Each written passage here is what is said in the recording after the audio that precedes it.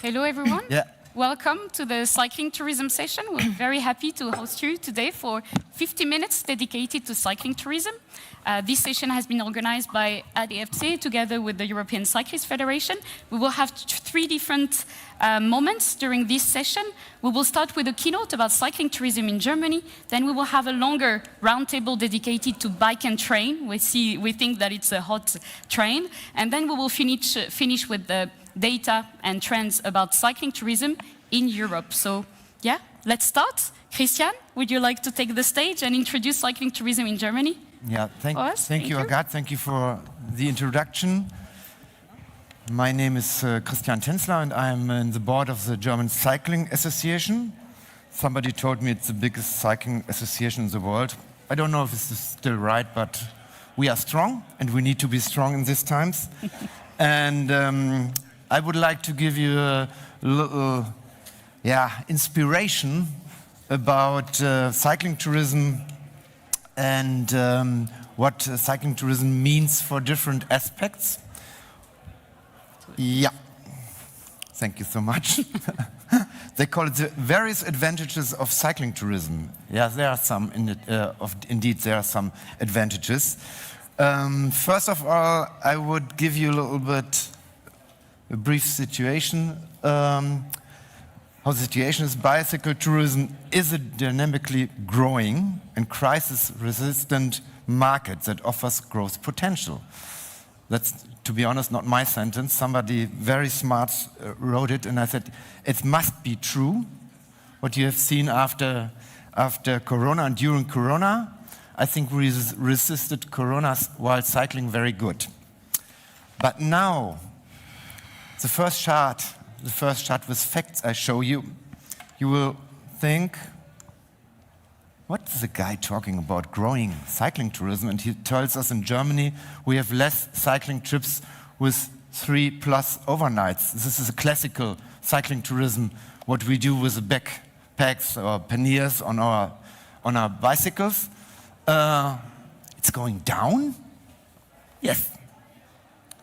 Because I think, and this is, I of course give you not only the fact, I also give you the reasons for it. Because I think we have to rethink cycling tourism. It has changed also, not only the behavior, our behavior with each other, the political behavior right now, also cycling tourism has changed. And what is our potential for the future is, for example, the number of day trips. And don't tell me day trips are not tourism. It's a kind of tourism. It's very much undervalued, I think. Important sentence today. The number of day trips continues to increase. This is, for some of our regions, very, very important. I will come to this back later. And the second is cycling, while cycling grows when people are making holidays. And these are also, again, not the typical cycling tourists you might have in your mind, yeah, with all these nice colored shirts and the special shoes with SPD clicks and so on. I'm talking about everybody who's cycling while he's making holidays, vacation. And those are a lot. I don't know if you have seen the last numbers. The average duration of a holiday is 13 days. And if you look at the chart, during 6 days, people are using bicycle in the holidays. If they are not cycling tourists, I don't know what they are, but they are a kind of. And I think we have to focus a little bit more on this people, because it is an undervalued and maybe an underestimated target group. But, of course, I want to tell you what makes cycling tourism so important. It is, for me, and especially the people who are not the cycling enthusiasts, the cyclists who cycle in their holidays, this is the key for cycling in your daily life.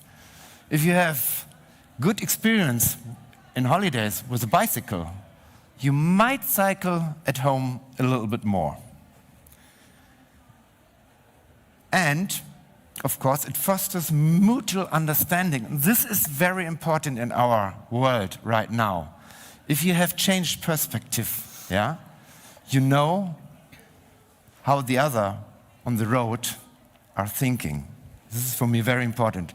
And of course, the active mobility, health is a big subject in future. Health, I think this is what we are going to talk about a lot more in future. We are getting older, we are getting more healthy. Anyway, quality of everything is the success of the success is the quality is the key of that. And last but not least, I'm already a little bit late, I see. Last but not least, I see the economic impact of cycling tourism, especially for regions, is very important. I'm coming from a city, I'm coming from the city of Berlin, and of course, cycling tourism, my colleagues always say, oh, come on, cycling tourism. People are coming for culture, for nightlife in Berlin, for food maybe, but not for cycling. I think they're wrong. Don't tell them that I've said this here on the panel. And to get a little bit more in details about the economy of cycling tourism, I should have mentioned this or I have asked you for your estimation, but spending per person on a daily cycling trip, how much do people spend? 130 euros for short trips and 117 euro for a longer trip, plus one. We have counted it together. I hope the numbers are impressive. So we have an impact of cycling tourism. Everybody is talking about deals and money. Yeah, okay, let's talk about deals and money. We have 14 to 15 billion. I'm talking about Germany, yeah? I'm not talking about Europe as a whole world. I'm not talking about America. 14 to 15 billion euros spent on day trips. 2 to 3 billion euro spent for short cycling trips, and extra 6 to 7 billion euros, I would like to have it, for cycling trips is more than 3 days.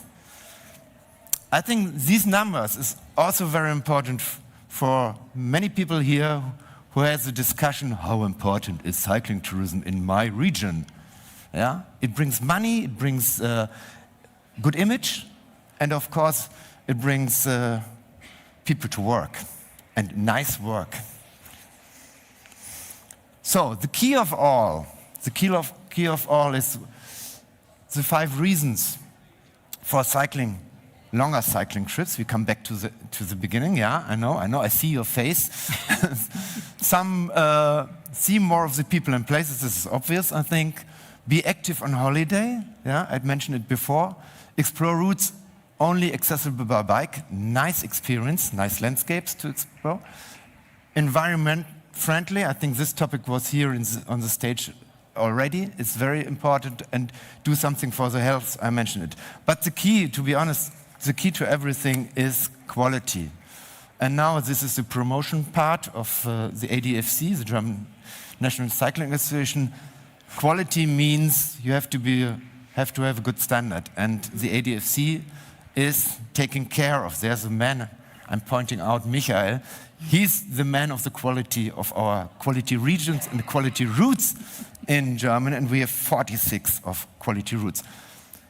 I'm not going to go more into details, but last thing. No, I think I skipped this because I tried to get a link to the next subject, and we are talking about transportation.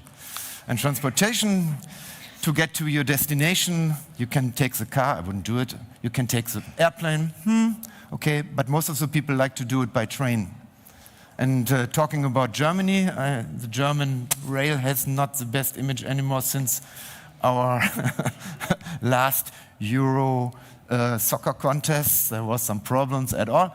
And the problem with the transportation of bicycle is a big problem. And I think we have to work on this. Our new government, or the next government, will spend a lot of money in infrastructure. And I hope they will spend a lot of money for infrastructure for cycling. That's the last chart. You can read it. I'm not talking anymore. And hand over to you again, Eoghan. Thank you for your attention. Thank you.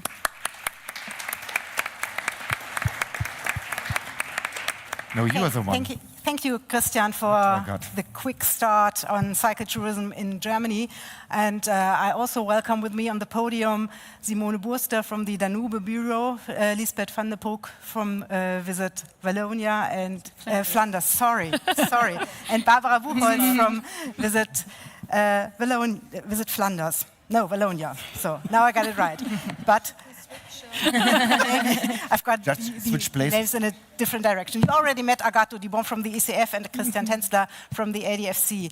And as we are talking about public transport and cycling in the next couple of minutes, I'd just like to have a quick start with you and ask you to state your connection, your personal and your organization's connection for cycling and public transportation.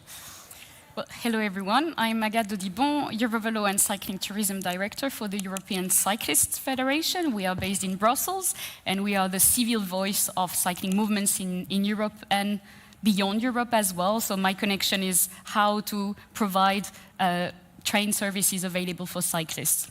In short, I will come back to that later. Of course you will. And what's the ADFC's connection, Christian?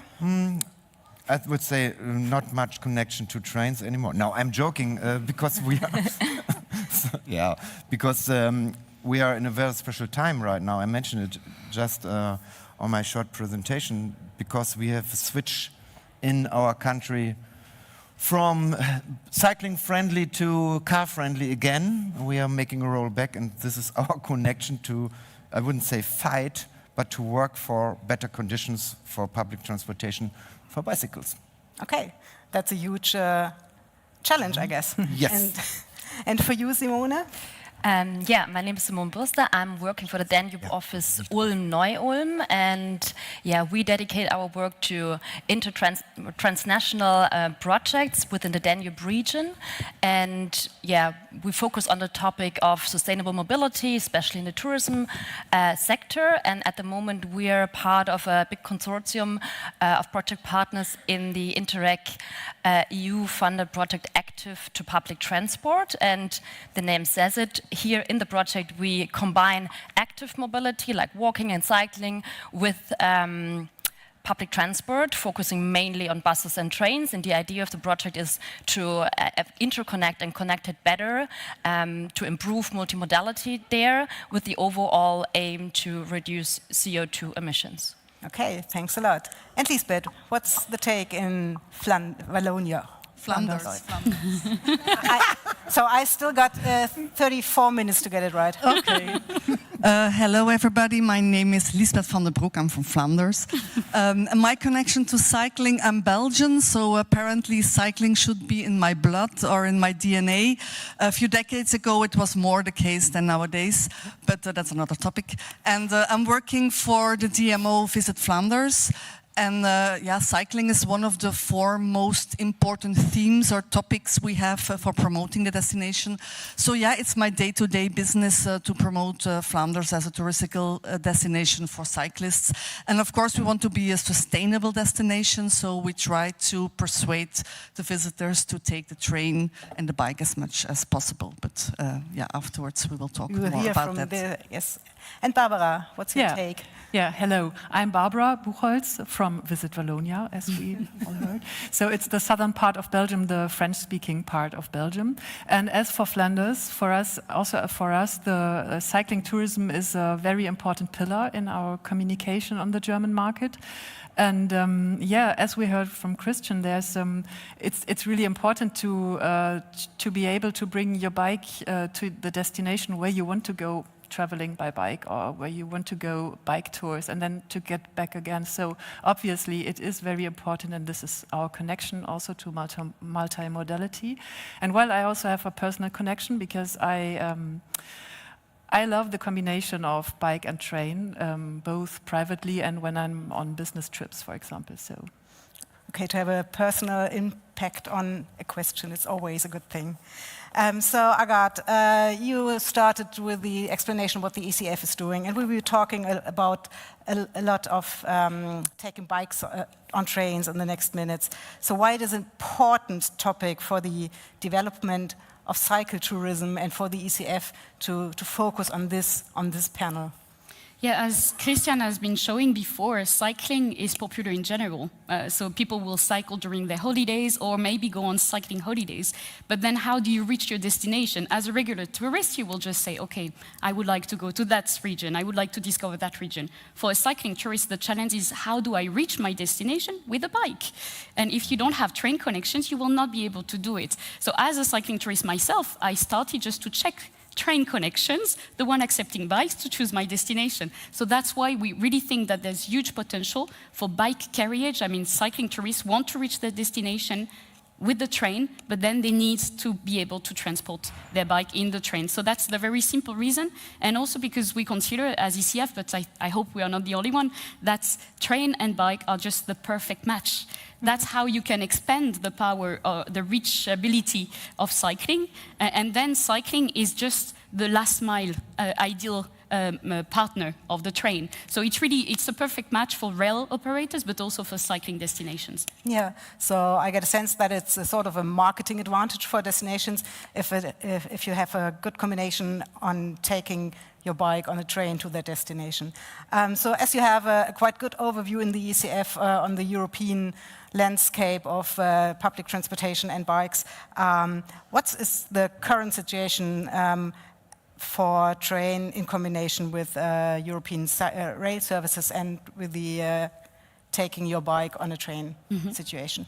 Well, there's two aspects on that, and I'll try to be brief, but first, the regulation. It is important to know the policy framework where we are, and the second one is the current state of the rail operators' offers. First, about the framework, so the European regulation, there has been an update of the EU rail passengers' rights and obligations. Sorry, it's very political, administrative, but that's important. That's the EU regulation about rail transport. This was adopted back in 2023, and now there is a mandatory minimum of 4 spaces for bicycles in new and refurbished trains. So that's an evolution. It's not enough. 4 spaces is not enough, but at least it's in the regulation, and the implementation is planned for June 2025. So starting this year, there will be this mandatory obligation. Then we've seen some rail companies and some national regulation being more ambitious than the European one, and we really push for that. Minimum 8 spaces would be ideal. And then for the current situation in terms of rail offers, well, bike carriage is the most important aspect, but it's not enough. It's also how train station will be accessible for cyclists. Are there any bike rental services available? Are there any bike parking offers? Is it easy to find information about bike reservation online? Different languages, all of that, that's a full package. Yeah. So we've been assessing different rail operators in Europe in a study, Cyclists Love Trains, back in 2021. We've been assessing around 70 rail operators and how cycling friendly they are. The answer, in short, they are not cycling friendly. And some of them not at all. 20% of the rail operators were not providing any possibility for transporting a non-dismantled, non-folding bike in the train. So we are renewing this study. It will be published later this year, and we've seen already progress. And maybe just mentioning the top offers, some countries are really topping it and showing the way, even if there is room for improvement. Belgium is one of them. There was already good conditions, and since 2021, there has been huge improvement. So it's not enough to be on top. It's really a long-term vision, and that requires strategy and governance. Rail operators should be convinced that cyclists matter. Yeah, and once you publish the study, I think it will be available on the ECF's website, doesn't Exactly. it? Okay, yeah. So, Simone, you are responsible for the Active to Public Transport project in the Donau region. You recently conducted also an interesting study about customer needs and also regarding the combination of cycling, holidays, and public transport. Can you share the key facts or the results of it, please. Yeah, I'm absolutely happy to share that. It's actually one activity within that active to public transport project, which has a duration of 2.5 years. So we do a lot of activities in the whole topic of connecting active to public transport. And like one of our main activities was to conduct that survey. And we got support from the ECF, and together with them we developed a survey and implemented it, and we had like more than 5,000 respondences on our online survey. And yeah, some of the things have already been said, so it really supports what the actual problems or a need for improvements are, were also shown within our study. So first thing was really positive, because 96% of the respondents said they would go on a cycling holiday again. So for European cycling tourism, and especially for the Danube region, that's like a great result, because it shows the huge potential cycling tourism has, especially in the Danube region, as it you can go off the beaten track more in those regions, and especially those countries. So it really shows the potential, first of all. And overall, it scored like 4.6 out of overall 5 scoring points in overall satisfaction with the cycling holiday. So starting from that, it was really great.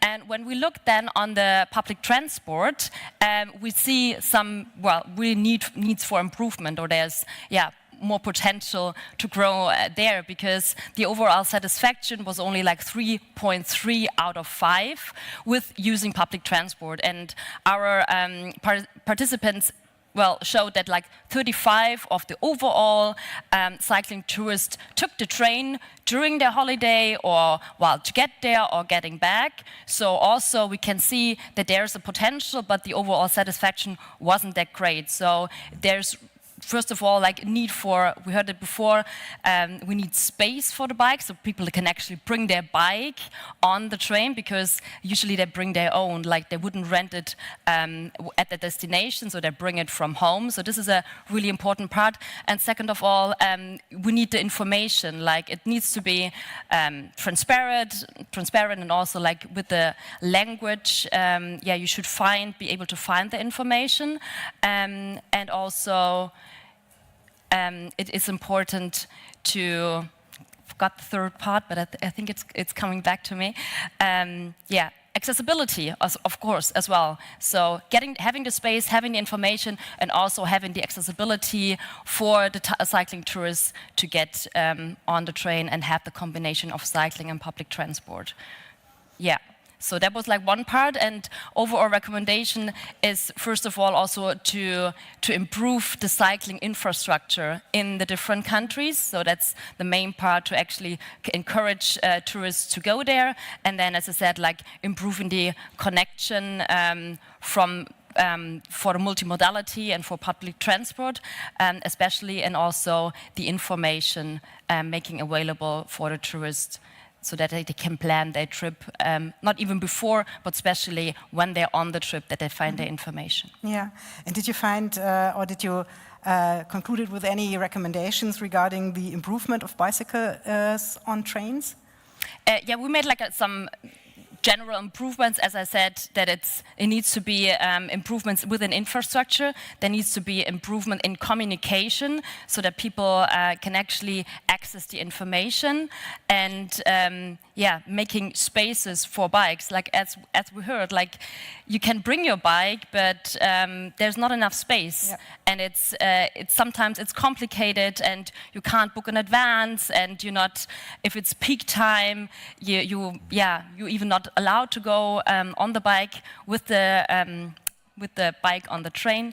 And therefore it's really important to focus on that, to improve the multimodality. Okay, thanks a lot. Now to the ADFC, the cycle travel studies, as what you quoted before, shows that many cyclists, so it's about 40%, use the train to get to their holiday destination. That shows that there's quite an importance to be able to put your bike on a train. In your opinion, is the current offer for the bicycle transport in Germany, is it sufficient to meet the needs of the cyclist? You want a clear answer? No. Okay, so then the next question.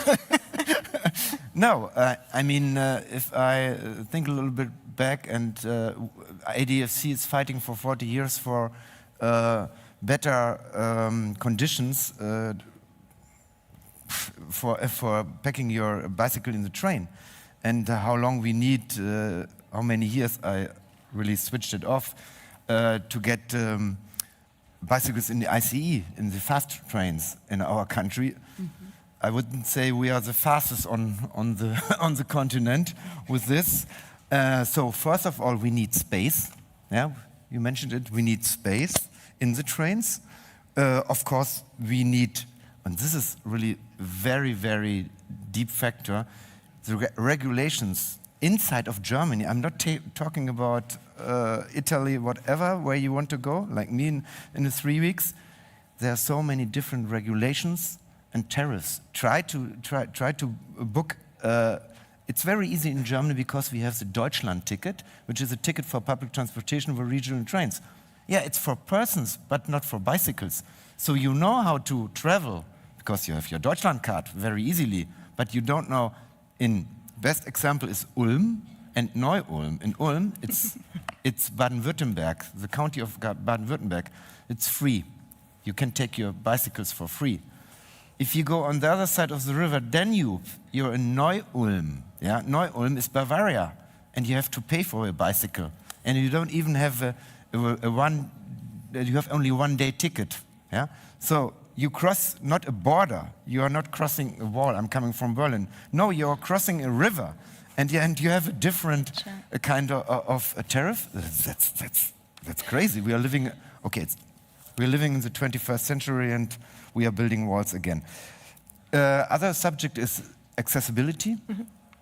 I'm talking about people who are maybe a little bit disabled, but I also talk about people who are getting older and have this 25, 30 kilo mountain e-bike, or I'm talking about cargo bikes, and so on and so on. Very important. And a good information about the capacity of places in the trains. I'm not talking about ICE, but I'm talking about the regional trains, how much capacity there is. That shouldn't be a problem in the age of digitalization, but it is. Okay. So as we're on a green stage, and green is the color of hope, I'm looking to Belgium now. There might be a bit of hope. So Barbara, can you tell us a bit, for those who aren't so familiar with cycling tourism in Belgium, what's the offer in Wallonia look like? Yeah, sure. So there I would like to mention the Revel.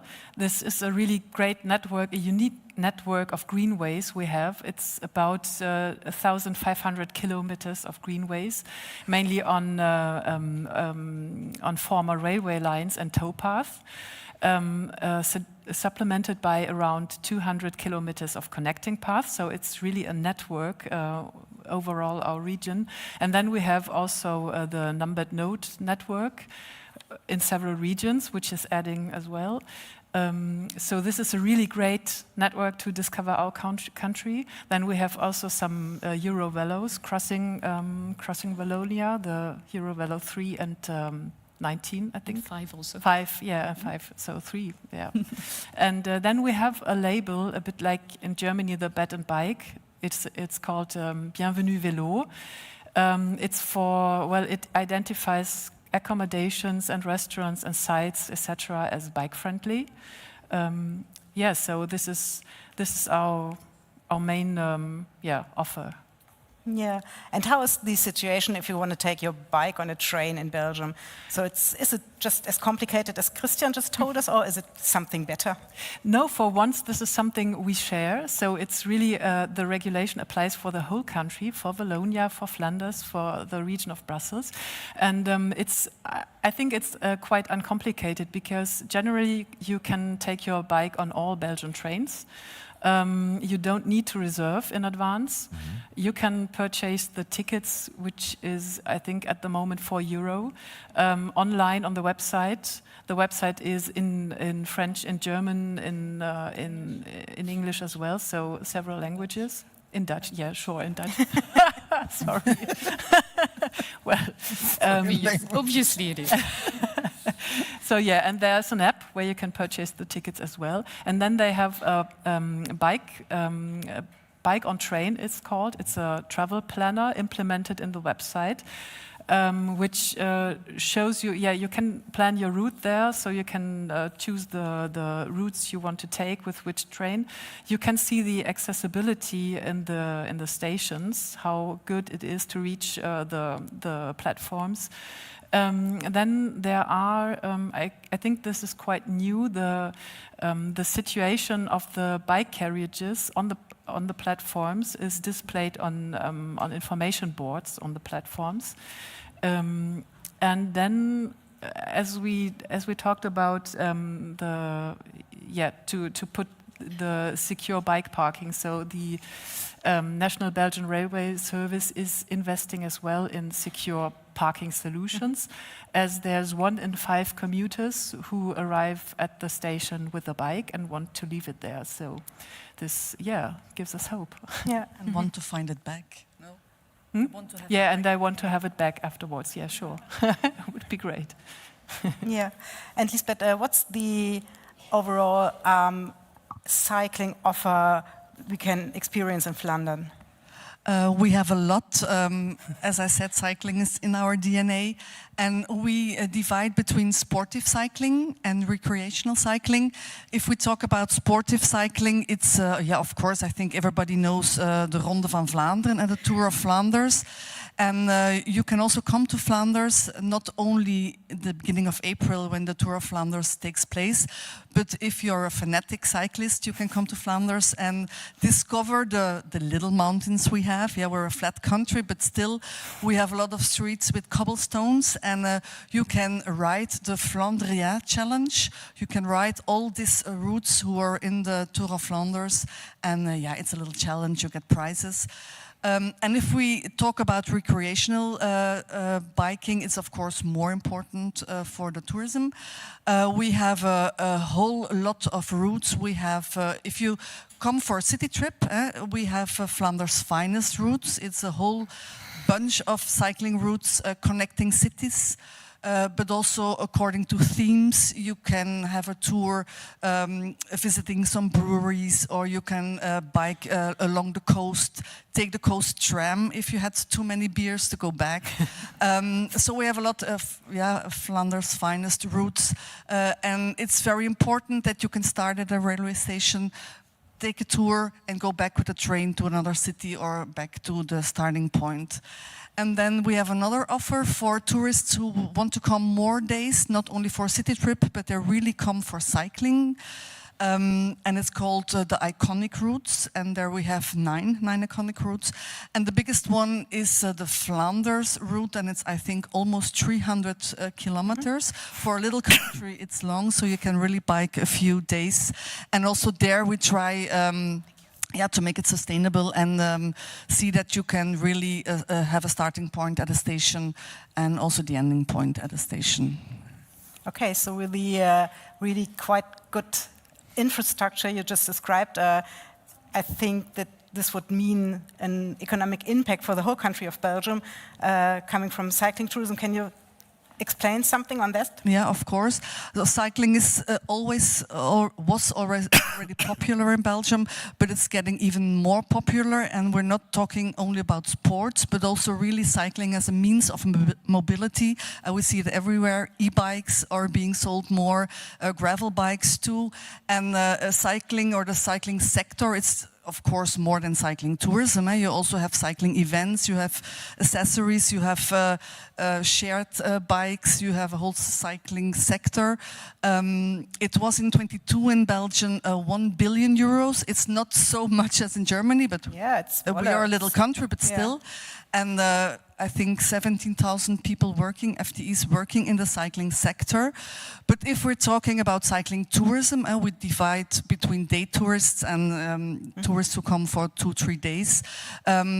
We have the last figures also from 22, and there we take the amount of cycling or the cycle routes being driven. And in Wallonia and Flanders, we get the statistics from the provinces. It's 20 million cycle routes per year. And if we estimate, and it's a very cautious estimation, that 5% stay longer than 1 day, 3 days, then we have approximately an economic impact of 214 million euros a year and 3,360 FTE people working in the cycling tourism. So I think these are quite impressive numbers for a country, yes. for a country in the size of Belgium. Yeah, so I think I gave you a little bit of hope in the audience. And now we'll try to look a bit into the future. And I start with Eoghan again. What are the main requests of the ECF to improve bicycle transportation on trains for tourism purposes? So yeah, we've seen a big increase in cycling tourism, the attractivity, but also the usage after COVID. It was just answering also society requests and demands, more nature, more sustainability. But now the question is, how do we sustain this growth, but also how do we help it increase even more? There's so much potential to grow more. So we are convinced that mixing cycling and trains is a key to have cycling tourism growing in general. And for that to happen, we have two main type of requests for rail operators. On one side, we would need rail operators to consider cyclists as an opportunity rather than a threat and a problem to solve. And we see good signs for that. Next week, I will go to the International Railway Union meeting, invited to present the good results of cycling and train. So already from the rail operators, there is an interest, and there are good examples to follow. So we really hope that with the implementation of the regulation and also more action to be taken, it will grow. So more for rail operators, more capacity for bicycle on trains, better communication, more information online to facilitate booking also, and also plan the train station so that they are welcoming for cycling. That's for the rail operators, but we also think that there is huge potential for destinations to take advantage of bike and train, creating products, connecting different train stations, for example, just considering the current state, right? There are some offers, it's not perfect, but you can build also cycling offers connected to it and promote more accessibility cycling with mixing with the train in general. Okay, thank you. Simone, we just heard from Christian the funny thing between Ulm and Neu-Ulm being located in two different federal states, and in Germany even have the same city's name. So what, in your experience, are the biggest challenges when it comes to cross-border things in cyclotourism and cyclotourism connected to public transport? Yeah, it's actually a funny example and absolutely true, because you basically walk just over a bridge from Ulm to Neu-Ulm, so you can't even feel that you crossing federal borders, and it's so complicated to actually, get your ticket and get the information and how to bring your bike, and you have different regulations within 1 minute. So that small example shows how complicated it is, like especially in Germany, having those many different operators, having different solutions for weekends and different times of the day, making it very complicated. So what we have with the Deutschland ticket is amazing, like that you can travel easily with that one ticket coming from Ulm, using here in Berlin like all the public transport, but it always gets complicated when you have the tourism aspect on bringing your own bike. Like we heard great examples from Flanders in Belgium, and the problem is, or the difficulties is the cross-border aspect, that first of all, it's very difficult to find the information, like even with that example, Bavaria, Baden-Württemberg, I researched it in advance again, and it's crazy to find that information in German and then in English. So how would tourists know what to do? And of course, if you scale that up to different countries, it gets more complicated. At the moment, when you want to go, for example, like I want to go to Romania, I can't even buy my train ticket the whole way through. So I get the part to Austria, and there I can get it. But like, this is very complicated. Just using the one transport mode, like just the train. So the problem is that we have it so complex throughout the borders. So we really need more simplicity in that regard, and so that we can connect Europe in that way, not only with bike and train. And I think we should start with the trains first of all, and then having the vision of bringing it together. Okay, thanks a lot.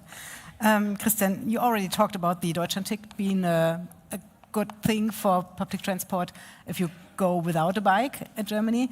And you already pointed out that it didn't make it any easier if you want to take your bike with it. So can you maybe sum up again what's your assessment from the perspective from cycling tourists with the Deutschlandticket? Or what are the demands from the ADFC? I have a dream. Okay. You know, and the dream has two different parts. The first part is really that there can be a kind of model SWIFT that everything brings together. So you have your ticket, your Deutschland ticket or whatever, and it's more or less included that your bicycle, it's not a Brompton, it's not a folding bike, your normal bicycle can travel with you easily over borders. And I'm talking not only about borders in our states, but over borders. That should be not a vision or a dream, that should become true, first of all. Second is, we have so many beautiful and high quality regions and bicycle trails in Germany. It shouldn't be a problem to bring the people there by public transportation. And the third thing is, and this is my dream. Yesterday we had a visitor at our booth of ADSC, and she was the minister for economics. But she introduced herself as, I'm the cycle minister of, I don't name the county, the federal county, but this for me shows exactly which importance cycling-friendly infrastructure transportation should have in the future. Okay. Barbara and Lisbeth, if you look from a Belgian perspective to Germany, is there anything that you can recommend what we in Germany can learn from Belgium? Yeah. I would say we talked about that, but to have the same regulation, to have the same ticket system, to have the same information for every region for taking your bike on the train. This is one thing I think we could learn in Germany. And then I see another thing, because when I'm traveling with my bike in Belgium, I see there's usually railway staff on the platforms who can give you a hand if sometimes it's maybe not so easy to board the carriage with your loaded bike or something. And they always are very helpful. And then I think the simple fact to have staff who is helpful is something we could learn as well. Okay, thanks a lot. So as a closing question, I would like you, all of you, to ask for your vision for cycling and multimodality, respectively, bike transportation on trains. And as I have a watch on the clock, just 3 words for everybody. Only 3 words. Well, I think from my perspective, being able to cross Europe with a bike on the train is my vision and my dream. And hopefully, it is achievable, I think. I was quicker already. Yeah, you did. Yeah. And I can add on to Agathe, same vision, and having like the one ticket with real-time information, booked it online, and have everything in one app. Okay, thanks. Lisbeth? For me, the one important word would be inclusion. We have a big offer. We Yeah. have everything. You can book everywhere, everything. But inclusion is, I think, very important Yeah, for the that's a future. good point. That everybody can take the bike on the train and bike on the routes, the wonderful routes we have. Yeah, I had the same vision of a sort of European, but including UK platform, sort of platform for bike on train network. So yeah, with a like where you can reserve, where you can find the routes, etc. And yeah. Okay, thanks a lot. Thank you for good discussion, and the closing words are for Agathe to take. Yeah, well, I have the very difficult task to switch from this roundtable discussion about bike and train and to provide some global data about cycling tourism. I have 3 minutes, so excuse me in advance, I will be very brief, but all informations are online. And actually, most of the information here echoes some of the discussion we had. So first, about cycling tourism trends. In Europe for 2025, this is us saying, Eurovelo, European Cyclist Federation, our vision for the priorities of the year, bringing cycling as a top contributor to tourism climate actions. We need to have cycling as a perfect solution to reduce the impact, the environmental impact of tourism in general. Multimodality is the second trend, we mentioned it. We want also cycling to be more inclusive for all. It really echoes what Lisbeth was just saying. Higher quality, which is something we share with ADFC, one of our dear member at ECF. And we need to have a cycling tourism community growing, because cycling is inspirational, and the bigger the community will be, I mean, probably the best advocates for cycling tourism are the users themselves to convince their partners. Now, a quick turn to the state of cycling tour operators industry. There's a lot of tourism industry players also in ITB. What do we know about the cycling tour operator industry? There has been a study launched last year by us, ECF, together with Adventure Travel Trade Association and Cycle Summit. We collected around 245 answers, and the main findings is that the offer of cycling tour operators is very diverse. We collected more than 60 destinations as top destinations for cycling tour operators. We noticed also that the cycling market is growing, and that there are a couple of challenges, such as inflation and to market new customers, because the average customers are getting older, and some challenge also is the lack of offers in terms of accommodation. We've managed to portray the typical European customer of cycling tour operators and the typical non-European customer. I will not go into detail, everything is accessible online. And in terms of destination, interestingly, Italy is on top of cycling tour operator destination, followed by France and Germany. And in terms of source market, the first is USA, then Germany and the UK. I'm going through different numbers because it's good also to provide an overview. This is quite interesting in terms of usage of Eurovelo. So here it's not only about tourism, it's about bike counts. There are a number of automatic counters placed on cycling infrastructure. And here we have collected the data about Eurovelo counters only. The report is not online yet, but it will be in a few weeks. We've counted more than 500 bike counters on Eurovelo routes, and we aggregated all the data to have an overview of what's happening in Europe. Interestingly, is that when we compare 2024 with 2023, you see, it's stable. So we have a stable trend of bike usage. Why? Because when you look back before COVID, 2019, then we have an increase of 10%. So we are in a phase where we stabilize the growth compared to the year before, but we see a big increase before COVID time. The challenge now is how to make it grow even more. We see that we've been comparing also the different usage during the week, in the weekend and on the weekdays. So comparison between 2024 and 2023, we see an increase in weekends, but not in weekdays. Maybe weather also may play a big role in that, and probably most of the usage is also for daily mobility and not necessarily tourism. We see also that on Eurovelo counters, there is 13 more time bike counts in urban counters than rural counters, meaning also that the usage on Eurovelo route is mainly by the local. But still, in rural areas, the average amount of bike counts is 50,000. So in a rural area, on a cycle route, you have already 50,000 bike counts, which shows also how relevant it is to build cycling infrastructure, including in rural areas. And now closing with the economic impact of cycling tourism, because it's all about money, you know.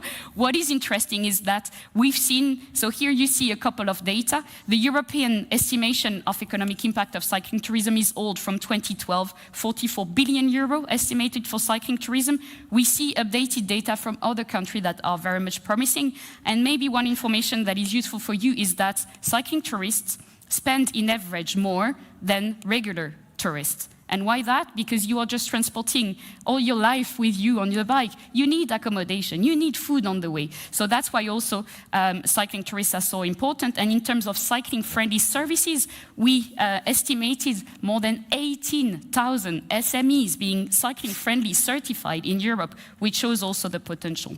If you want to learn more about cycling tourism, I invite you to the Eurovelo Cycling Tourism Conference, the conference we organize every year. It will happen in Hungary, in Balaton Lake, later in September. Very nice location for cycling tourism as well. And we just opened a call for abstracts on the theme Cycling Towards a Sustainable Future. I made it on time almost. Wow. Thank you very much to all the speakers.